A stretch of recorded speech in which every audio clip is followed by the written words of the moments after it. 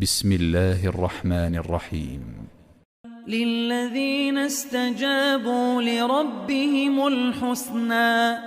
والذين لم يستجيبوا له لو أن لهم ما في الأرض جميعا ومثله معه لافتدوا به أولئك لهم سوء الحساب ومأواهم جهنم وبئس المهاد أفمن يعلم أنما أنزل إليك من ربك الحق كمن هو أعمى إنما يتذكر أولو الألباب الذين يوفون بعهد الله ولا ينقضون الميثاق والذين يصلون ما أمر الله به أن يوصل ويخشون ربهم ويخافون سوء الحساب والذين صبروا ابتغاء وجه ربهم وأقاموا الصلاة وأنفقوا مما رزقناهم سرا وعلانية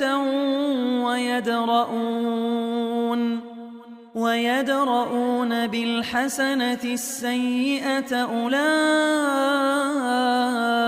لهم عقبى الدار جنات عدن يدخلونها ومن صلح من آبائهم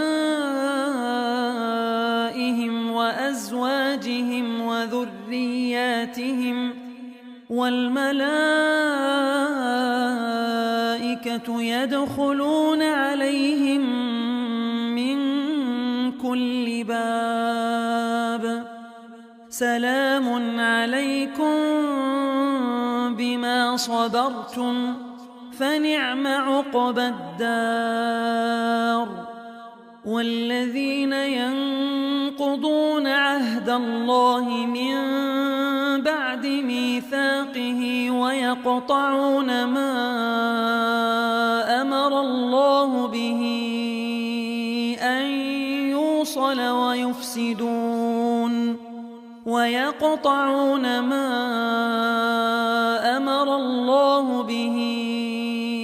أن يوصل ويفسدون في الأرض أولئك لهم اللعنة ولهم سوء الدار الله يبسط الرزق لمن يشاء ويقدر وفرحوا بالحياة الدنيا وما الحياة الدنيا في الآخرة إلا متاع